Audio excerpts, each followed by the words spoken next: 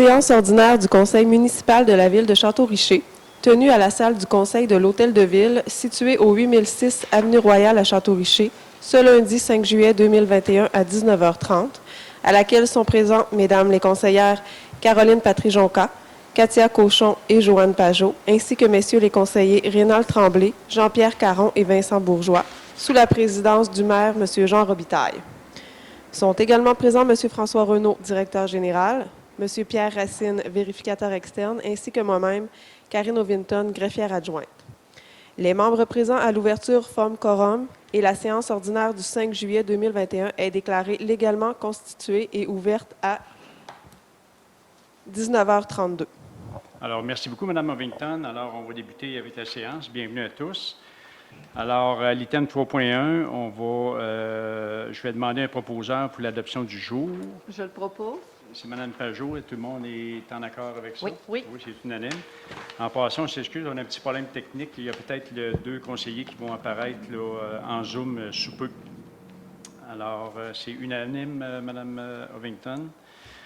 Alors, 4.1, adoption du procès-verbal de la séance ordinaire du 7 juin. Alors, j'ai besoin d'un proposeur. Oui, je vais proposer. Par Mme Katia Cochon. Et tout le monde est en accord? Oui. Oui. Merci. Alors, 4.2, adoption du procès-verbal de la séance extraordinaire du 28 juin 2021. J'ai besoin d'un proposeur. Je propose. Mme Cochon. Et tout le monde est en accord avec ceci? Oui. Merci. Alors, les comptes généraux au 30 juin 2021 et dépôt du rapport sur les autorisations de dépenses pour la période du 1er au 30 juin. Alors, je vous fais la lecture, comme à l'habitude, des comptes de 5 000 et plus. Alors, on a OMH de la Côte de Beaupré, 15 341 Alors, c'est notre contribution 2020, 2 de 2. Régie intermunicipale, l'Aréna Côte de Beaupré, au montant de 20 928,66 c'est la quote-part versement numéro 3, de 3. Alors, Aventis coopérative, 182 934,42 acquisition de pelles sur roue. Construction Jacques Dubois et Fils, 97 242,10 construction du lien piétonnier, versement numéro 1. Ciment projeté Piscine Orléans incorporé. Alors, 47 668,50 c'est la libération finale de 5 pour les travaux de la piscine municipale.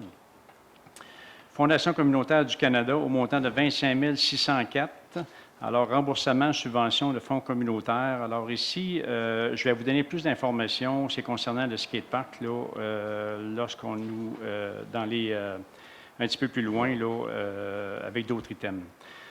Alors, Morancy, Société d'avocats, 9 205,19 honoraires professionnels et recouvrement. Service Matrec au montant de 46 774,90 pour la collecte résiduelle commerciale et les encombrants.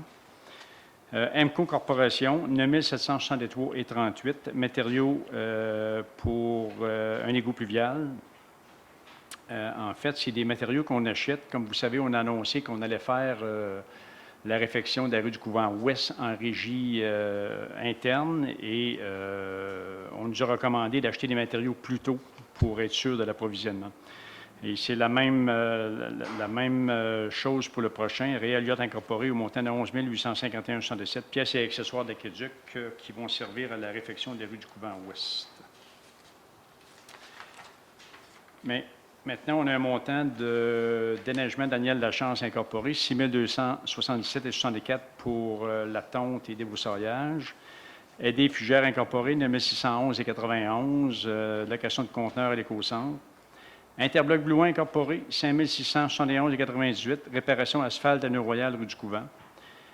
Et finalement, on a Hydro-Québec d'électricité, 9 968,31 sous. Puis la société SSQ Groupe financier, 6 272,20 pour l'assurance collective de juin 2021. Alors, c'est un montant de 711 477,9 incluant les salaires. Alors, j'ai besoin d'un proposeur. Je vais le proposer, M. le maire. M. Bourgeois. Alors, tout le monde est favorable? Oui. Merci. Alors, je vais laisser la parole maintenant à M. Bourgeois pour l'item 5.2. Oui, 5.2, vente d'immeubles pour défaut de paiement de taxes municipales, considérant que la Ville doit percevoir toutes les taxes municipales sur son territoire, considérant qu'il est dans l'intérêt de la Ville de transmettre au bureau de la MRC de la Côte de Beaupré la liste des immeubles pour lesquels les débiteurs sont en défaut de payer les taxes municipales afin que ces immeubles soient vendus en conformité avec les articles 10, 22 et suivants du Code municipal. En conséquence, je propose que le directeur général, M. François Renaud, soit autorisé à transmettre avant le 20 août 2021 au bureau de la MRC de la Côte-de-Beaupré la liste des 8 immeubles pour qu'il soit procédé à la vente des 10 immeubles à l'enchère publique aux taxes municipales impayées avec intérêts et frais encourus, à moins que ces taxes, intérêts et frais ne soient payés avant la vente. Que le directeur général soit autorisé à représenter la Ville de Château-Richer lors de la vente prévue le 11 novembre 2021. Alors, merci, M. Bourgeois. Tout le monde est favorable? Oui. Alors, en passant, je ne sais pas si vous vous rappelez, mais on avait eu la même procédure le printemps dernier ces travaux-là ont été reportés à l'automne. Mais ce que je veux vous mentionner, c'est qu'au printemps dernier, on avait plus de 20 dossiers en cours, puis on est rendu à 8. Alors, il y a plusieurs dossiers qui ont été réglés là, par l'administration et je les félicite.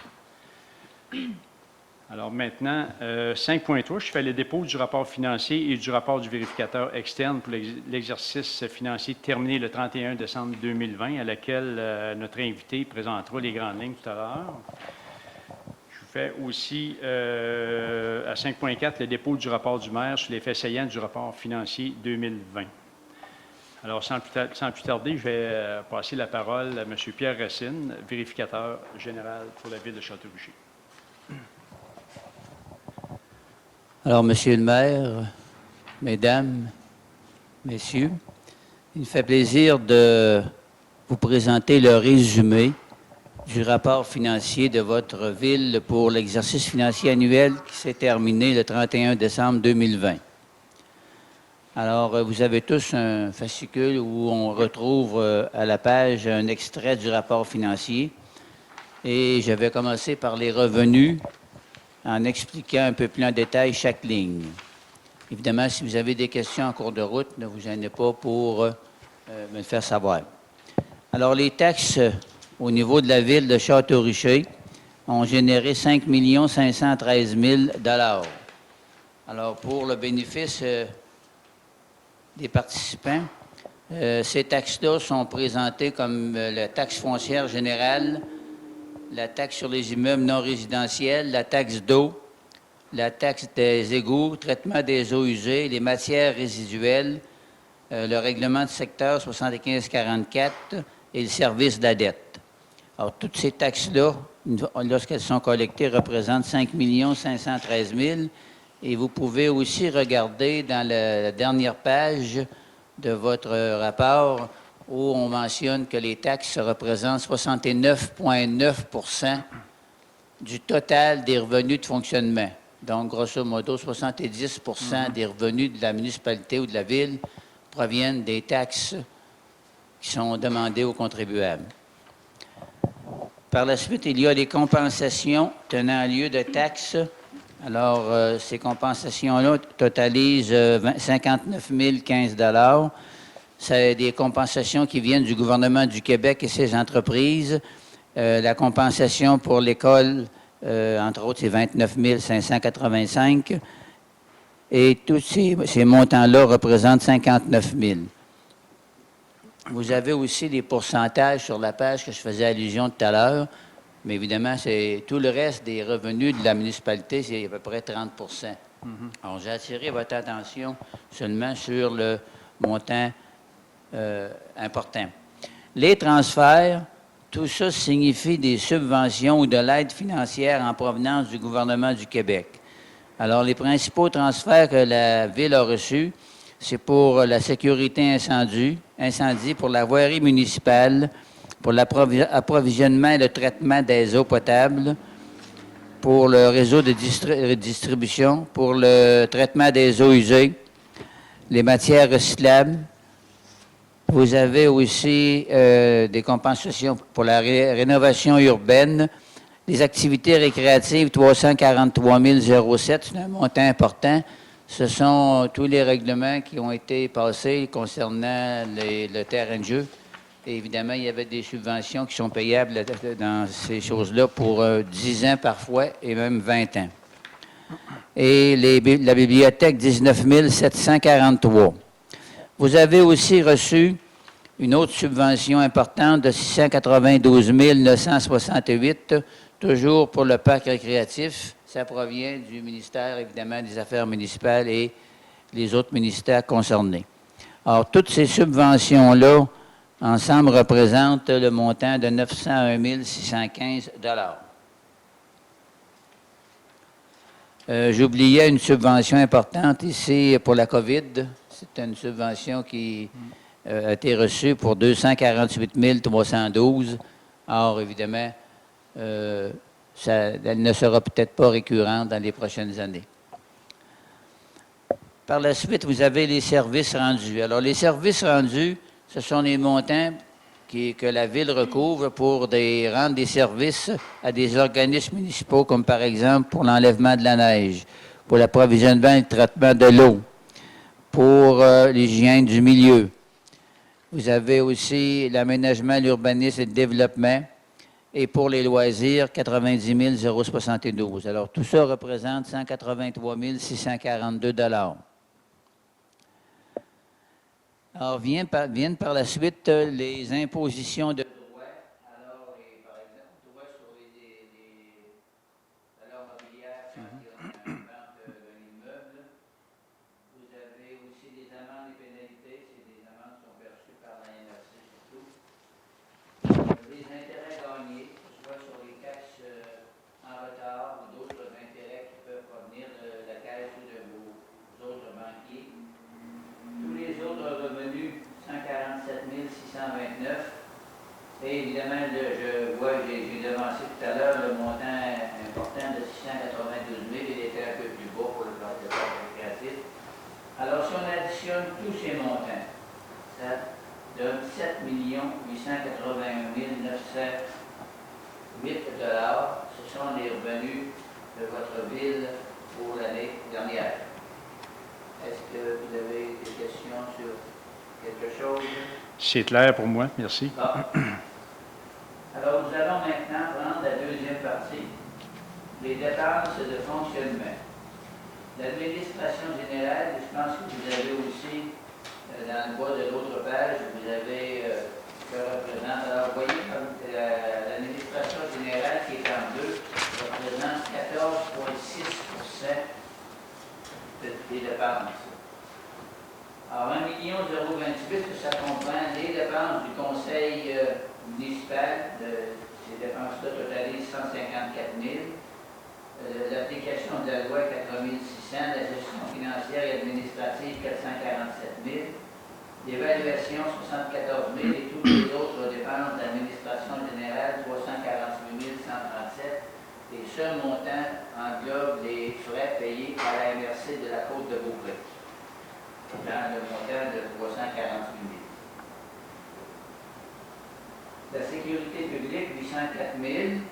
Alors, ça représente la police, 547 194. La sécurité incendie, 245 000. Et d'autres dépenses de 8 039 $.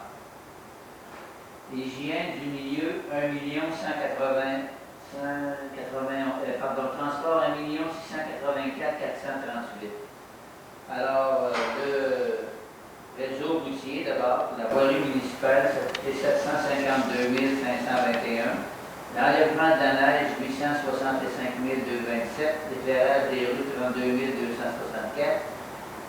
Circulation et stationnement, 5 096. Et transport en commun, 27 730. Je pense que c'est la plus mobile sur le transport en commun. Alors, ces frais-là totalisent 1 684.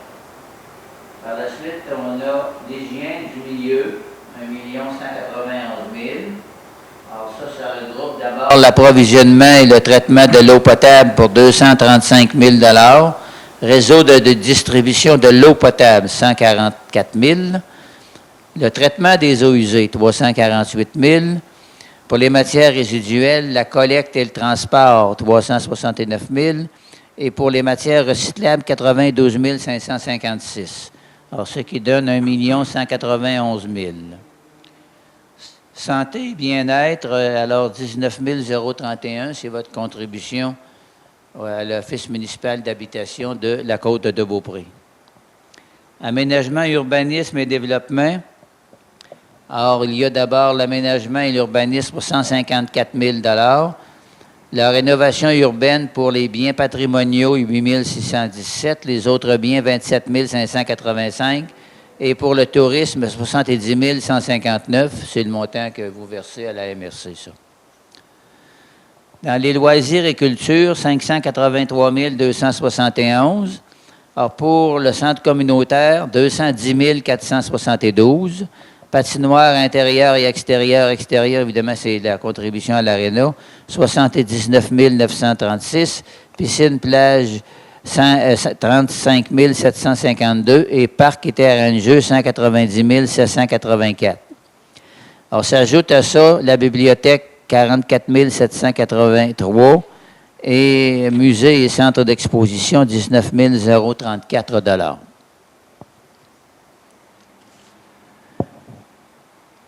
Par la suite, il y a les frais de financement. Par frais de financement, on entend ici intérêt seulement. Il n'y a aucun montant de dette ou de remboursement de dette dans cette section-là. Alors, les intérêts sur la dette à long terme ont totalisé 353 255. Les autres frais, 19 487. Et évidemment, l'amortissement des immobilisations, je le répète une autre fois, l'amortissement, ce n'est pas une dépense qui est payée par des sous, c'est seulement une écriture comptable. Alors là, on l'inscrit dans les dépenses, mais vous allez voir dans quelques minutes qu'on va la rajouter ou on va l'enlever des dépenses pour donner le portrait financier exact de votre ville pour les fins de taxation à vos contribuables. Alors, à ce moment-ci, nous avons ce qu'on appelle l'excédent ou le déficit de l'exercice, qui est 838 531. Ça, c'est au niveau total de la ville. Maintenant, il faut séparer ce qui est investissement et ce qui est fonctionnement. Alors, on doit enlever de ça les revenus d'investissement que je vous ai parlé tout à l'heure, de 692 000, ce qui nous ramène à un excédent pour les fins fiscales de 145 563. Alors maintenant, nous allons concilier ça pour les fins de taxation.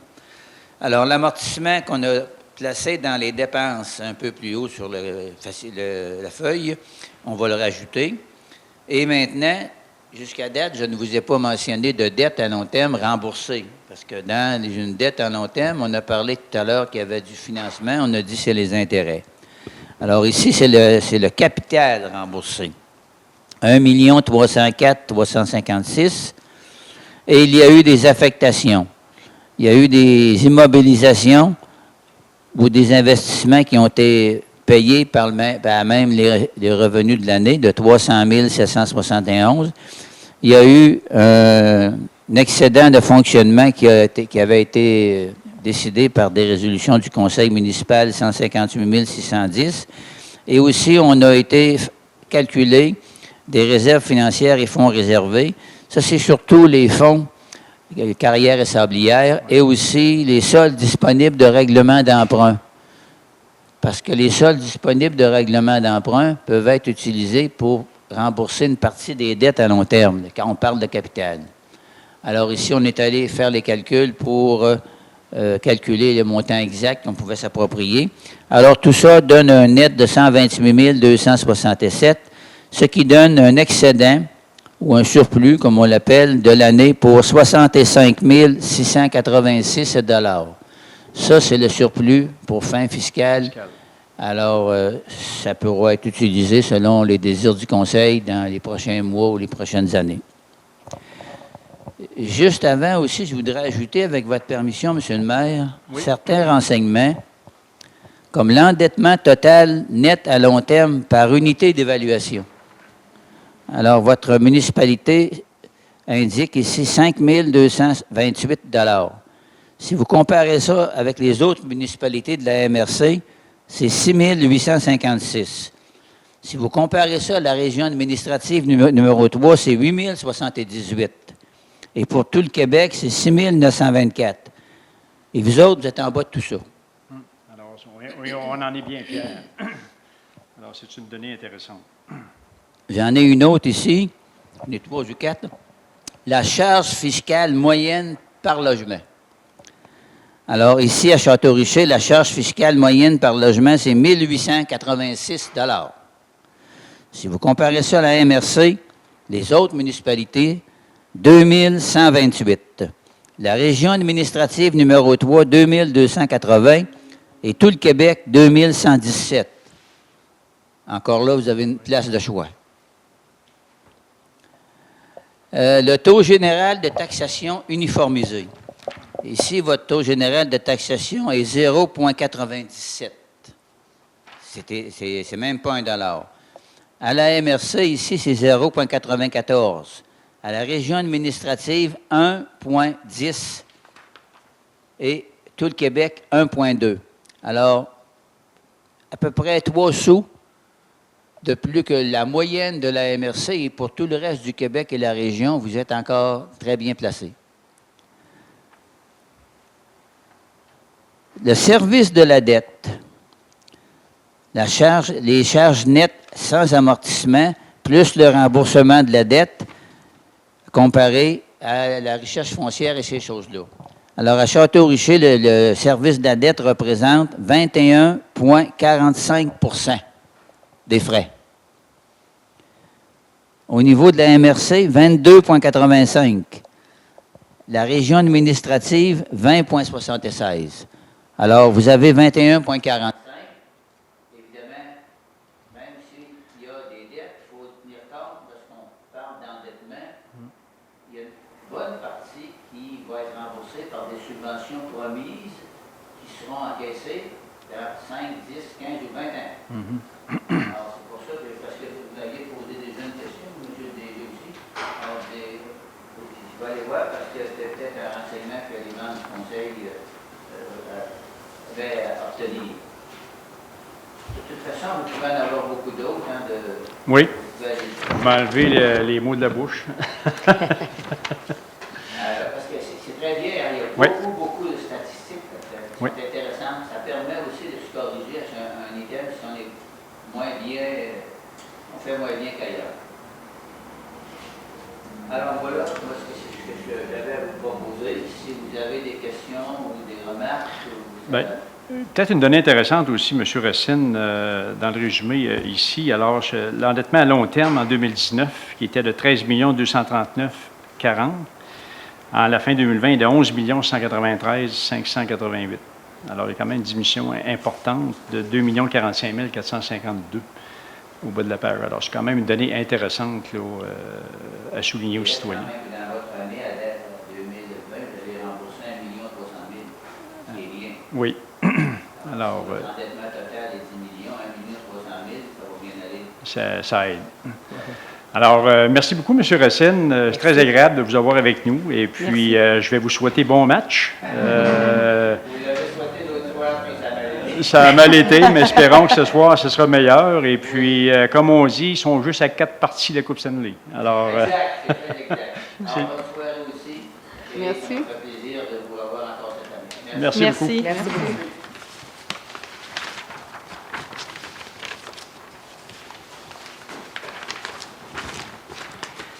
Alors maintenant, on va poursuivre la séance. Dans les suivis de dossier, je veux quand même faire le point sur le parc canin. Alors, on a eu une très belle rencontre la semaine dernière avec des gens qui ont décidé de s'impliquer là, pour le parc canin afin qu'on ait un bon fonctionnement de cette infrastructure-là. Alors, les gens, on était 6 citoyens qui vont former un comité pour le bon fonctionnement du parc, comme je mentionnais tout à l'heure. Et ils vont nous faire plusieurs recommandations. Alors, vous savez qu'on a une liste de règlements, que c'est un canevas qu'on avait pris dans plusieurs municipalités et qui on a mis comme règlement de départ. Ceux-ci seront améliorés de par les recommandations de ce groupe-là. Et nous allons aussi ajouter de la surveillance de nos inspecteurs là, sporadiques, c'est-à-dire que Ils vont y aller le soir, la fin de semaine, et aussi sur jour de semaine là, pour vérifier si tout se passe bien au parc canin. Alors, je pense qu'on va améliorer beaucoup le fonctionnement avec ce groupe-là, puis on en est très fiers. Il y aura aussi des recommandations là, sur l'utilisation du parc qui vont nous être faites là, par ces gens-là, puis qu'on va mettre de l'avant. Je pense, entre autres, que sous peu, là, on aura le système de clés un peu comme on a au terrain de tennis là, qu'on va mettre de l'avant. Alors ça va régler plusieurs problèmes. Alors, on vous donnera de plus amples informations lorsque le groupe nous reviendra, mais je pense que ça va prendre le bon bord. Alors, au niveau du lien piétonnier, je vous avais mentionné récemment qu'il y avait du retard au niveau du processus de galvanisation des métaux. Ceci semble réglé. Alors, potentiellement que la semaine prochaine, on devrait avoir un début de construction de la tour. Et ça va se poursuivre là, dans les semaines à suivre. Alors, c'est une très bonne nouvelle. Maintenant, je vous ai parlé tantôt d'un montant de remboursement au fédéral pour le skatepark. Alors ça, c'est un dossier compliqué. Là. On a appliqué sur un programme l'hiver dernier qui est un programme canadien et le fédéral nous a octroyé un montant de, je pense que c'est environ 42 000 là, pour rehausser le montant qu'on avait du budget participatif citoyen de 25 000 ce qui fait en sorte qu'on peut avoir un beau skatepark pour nos jeunes. Et maintenant, on est obligé de retarder un petit peu le début de construction parce que, apparemment, il n'y avait pas eu d'entente fédérale-provinciale et que le fédéral n'avait pas le droit de nous verser de l'argent directement aux municipalités. Alors, je trouve que ça se fait un peu sur le dos des jeunes. Mais ceci étant dit, il faut suivre les règles. Et puis, nous avons retourné le chèque, le premier versement au gouvernement canadien. Et on s'attend sous peu à ce qu'il y ait une entente, là, ils appellent ça un décret, qui devrait survenir sous peu là, pour permettre, alors probablement que le chèque va nous venir directement du Québec avec le drapeau canadien dessus et le drapeau fleur-de-lysée. Alors, pour se conformer à la réglementation du gouvernement du Québec. Alors, on espère que ça va se régler bientôt pour nos jeunes. Maintenant, peut-être un mot sur les travaux en cours dans le rue Pichette. Alors, c'était des débuts un petit peu difficiles. Là. Je pense que tous ceux qui utilisent la fameuse côte de la Chapelle s'en sont rendus compte. Il y a eu des retards, des blocages et on a eu des difficultés au début parce que pour faire les travaux, on avait 2 valves importantes, nous, à fermer à la ville qui ne sont pas nécessairement dans la zone de travaux, mais un petit peu plus loin dans la côte. Et ces 2 valves-là, quoique assez récentes, ne fonctionnaient pas. Alors, on est obligé d'aller plus loin et de changer ces valves-là, qui a pris beaucoup de temps au début. Et ça a retardé les travaux, mais là, je pense que tout va pour le mieux. Là. Maintenant, ils sont rendus à l'entrée du terrain de jeu dans la rue Pichette. Il y aura quand même aussi là, un 3 à 4 jours là, pour le changement du ponceau, qui est là, qui est assez important. Et par la suite, ça va se poursuivre vers le haut. Mais de façon générale, on est content, ça va bien, là, même si le départ a été assez long. Puis dans la côte, là, la circulation se passe quand même mieux. Alors, c'était les informations là-dessus. Maintenant, je vais laisser la parole à Mme Cochon qui va nous parler un peu du début du camp de jour. Oui. Alors, pour le début du camp de jour, cette année qui a eu lieu, je crois que c'est le 28 juin, si je me souviens bien. Cette année, en fait, le camp de jour a réussi à opérer du lundi au vendredi de 7h à 17h30, les heures normales, malgré les recommandations de la santé publique en ce qui a trait à la COVID-19, car l'année passée, nous avions les opérations du lundi au jeudi seulement, donc on en est bien fiers cette année. On opère du lundi au vendredi. Ensuite de ça, nous avons été en mesure d'embaucher 27 employés dynamiques cette année, ce qui a laissé quand même ces 235 enfants qui ont pu s'inscrire au camp de jour, dont 212 quand même à temps complet. Donc, le début du camp de jour se passe très bien et on en est bien fiers. Merci, Mme Cochon. Bienvenue. Alors, Mme Patrice Jonca, je vous laisse la parole. Oui, merci. Donc, 7.1, pardon.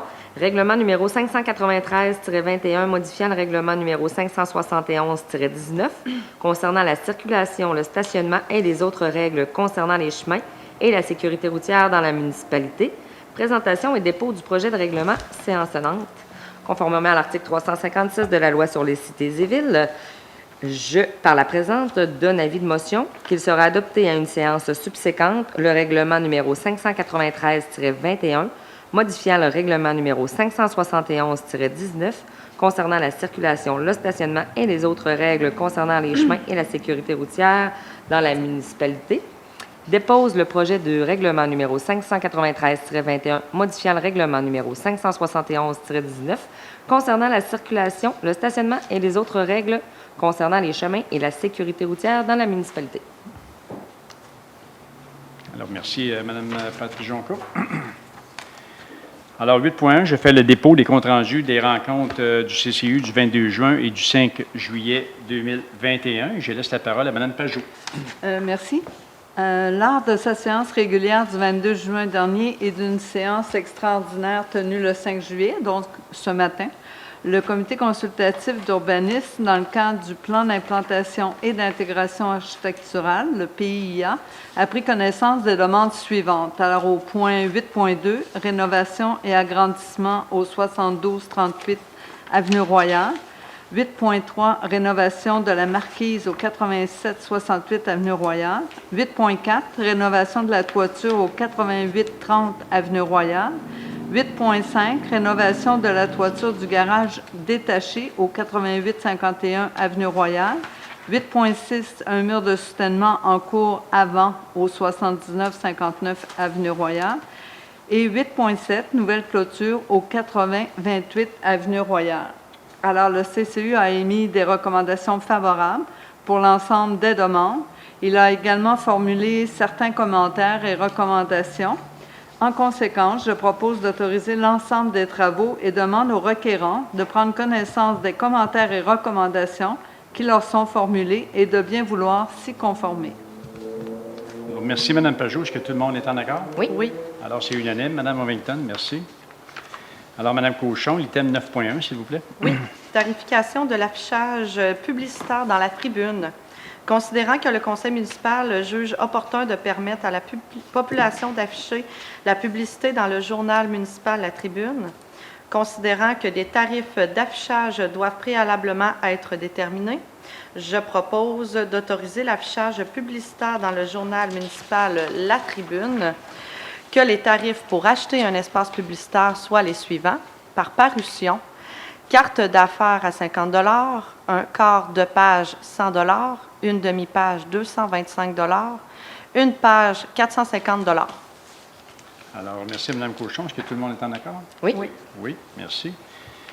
Alors, l'item 9.2, construction d'un lien piétonnier, modification au plan initial. Alors, tout simplement ici, pour autoriser le paiement d'une demande d'honoraires supplémentaire de la firme DG3A au montant de 3 570 $ plus les taxes applicables. Alors, pourquoi ce changement au coût? C'est qu'on a, je ne sais pas si vous vous rappelez, mais l'année passée, on avait eu un éboulis là, dans la paroisse du Palier derrière le centre communautaire là, qui mène à la rue Pichette, finalement. Là.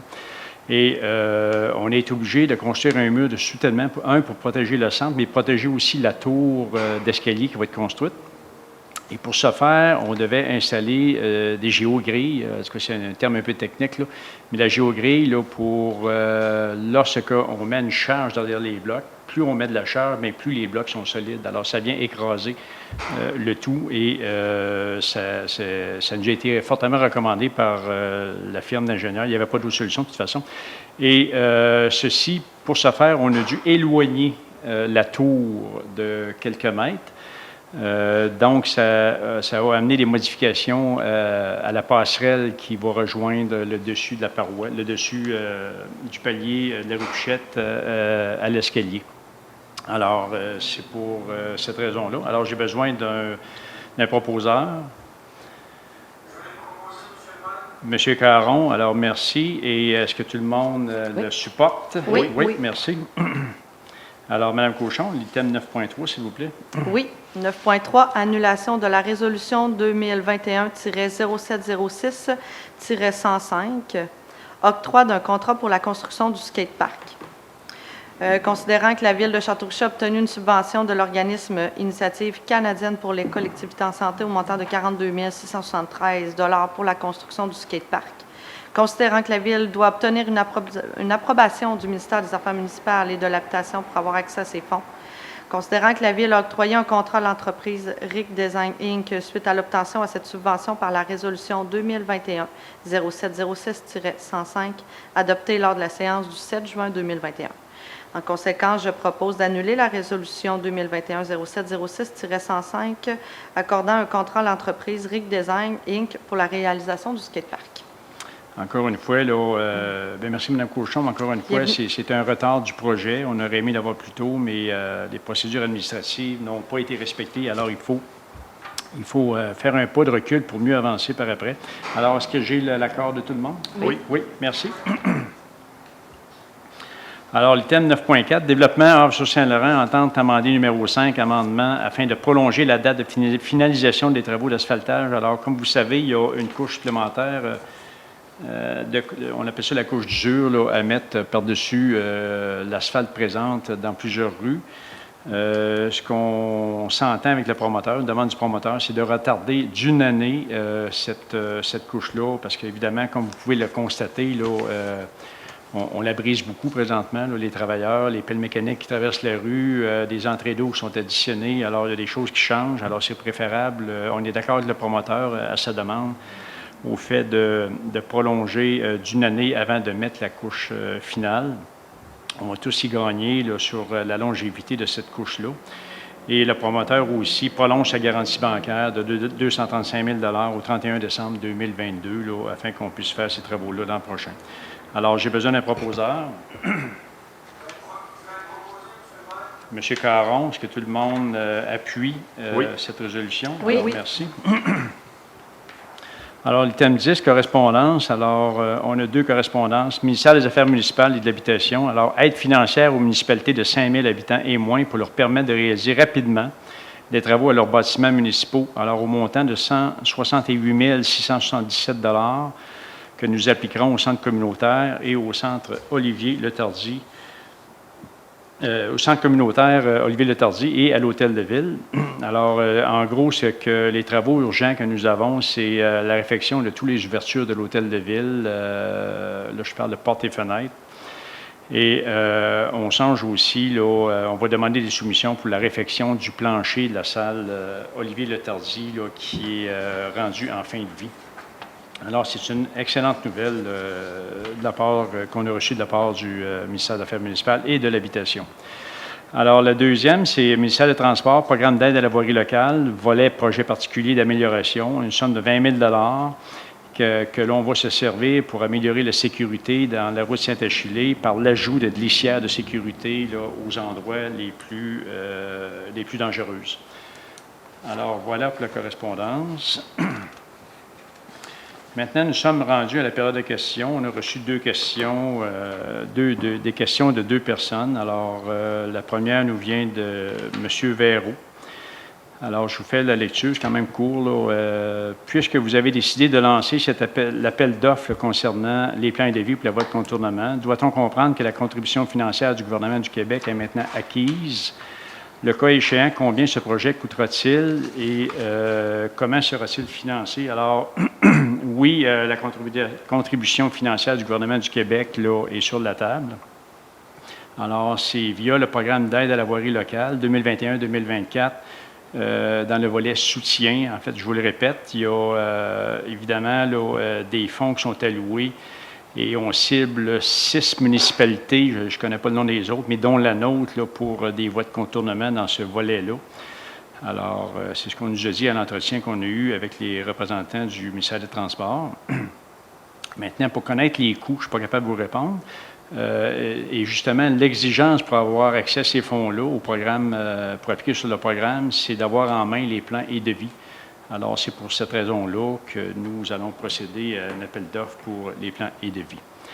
Alors, votre deuxième question, compte tenu que le rapport de la firme Stantec n'en était qu'un de préfaisabilité, très loin d'une étude de plan et devis, comme vous l'avez déclaré à la séance du 1er mars, et à moins d'une méprise de ma part sur le sens du mot devis, sur quoi le directeur général s'appuiera-t-il préparer le devis conformément au terme du mandat qui lui a été confié. Alors, c'est assez simple, M. Hérault. Il y a des choses qu'on a dit qui ne sont pas répétées là, par ceux qui s'opposent au projet, puis ça, c'est un peu dommageable. On a dit, entre autres, qu'on ferait l'appel, qu'on consulterait des spécialistes pour nous aider dans ce projet-là, parce que nous, on n'a pas les capacités de le faire, pour bien évaluer les besoins des citoyens, les besoins de la ville, et tout ce qu'on peut faire avec ces terrains-là. Alors, on a rencontré un biologiste spécialisé en aménagement urbain il y a 2 semaines, et celui-ci a fait des gros dossiers dans la Ville de Québec ou dans le pourtour de la Ville de Québec. Et même ici à Château-Richer, il a déjà travaillé sur un gros dossier. Alors, c'est quelqu'un qui nous a recommandé par les firmes d'ingénieurs et qui a une très bonne réputation. Le fait d'avoir un biologiste va nous aider aussi à probablement avoir la plus grande étendue de parcs possible dans ce secteur-là, comme nous l'avons mentionné, qu'on aimerait avoir. Alors, c'est ce qui nous sera recommandé par cette personne-là va nous servir à préparer les devis, M. Hérault. Soyez assurés que ça va être fait dans le bon ordre.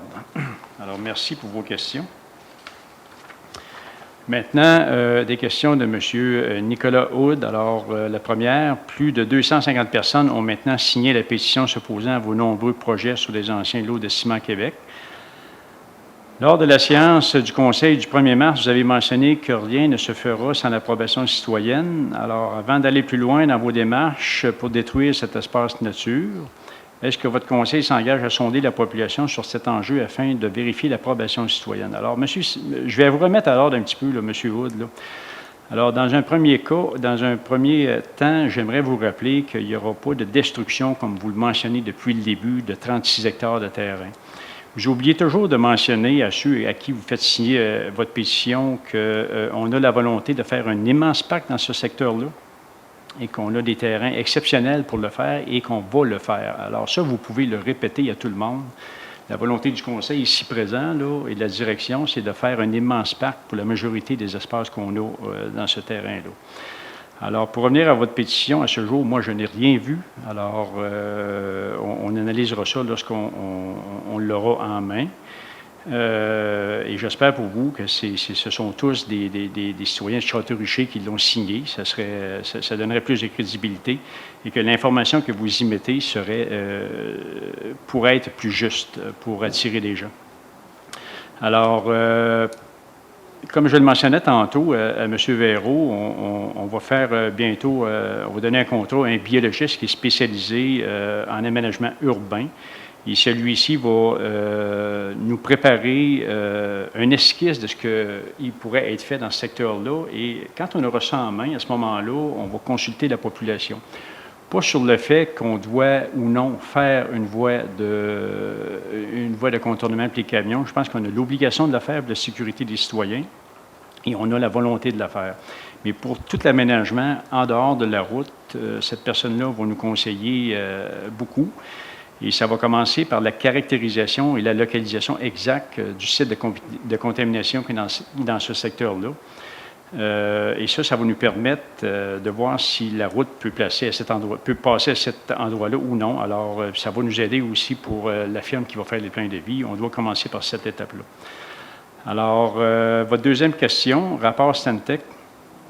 De nombreux citoyens réclament de rendre public le rapport de Stantec sur la voie de contournement pour justifier votre refus de rendre public le rapport, vous dites que le rapport n'a pas été déposé au Conseil. Est-ce que votre Conseil s'engage à déposer le rapport au Conseil et à le rendre public afin d'informer la population sur cet enjeu? Merci de répondre de façon précise. Alors, la réponse est non, on ne rendra pas ce rapport-là public.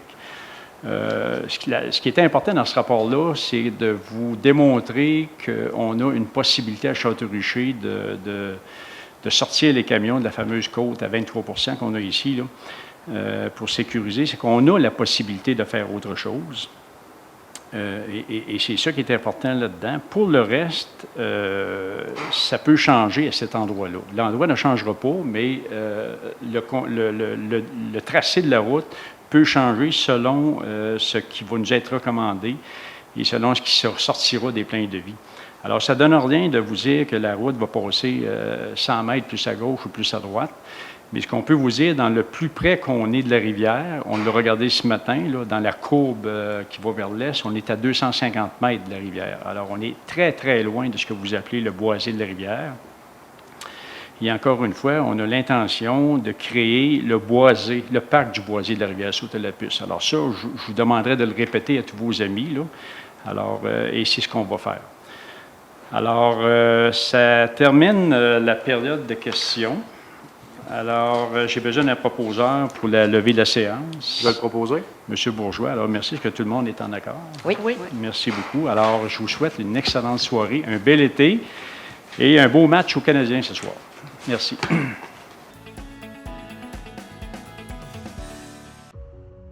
Avec plus de 365 ans d'histoire passionnante derrière elle, Château-Richer est la ville pour construire votre avenir. Propulsé par l'énergie de ses 4000 citoyens, Château-Richer grandit chaque jour avec effervescence. Forte de ses importants développements résidentiels et de son offre commerciale et agricole, on y retrouve un milieu de vie stimulant et adapté pour toute la famille. Plus ancienne paroisse catholique rurale au nord du Mexique, Château-Richer est une ville de patrimoine unique qui bâtit son futur en s'appuyant sur sa riche histoire. Vibrante et accueillante, on s'y amuse et on s'y divertit avec une sélection constamment renouvelée d'activités et de loisirs qui ravira petits comme grands.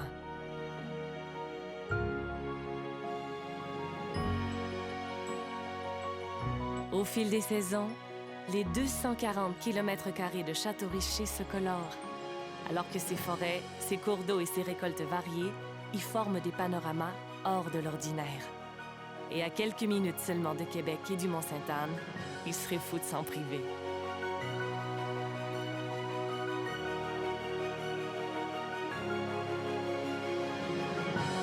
Fier et tourné vers l'avenir, Château-Richer se développe plus que jamais. Il ne manque plus que vous.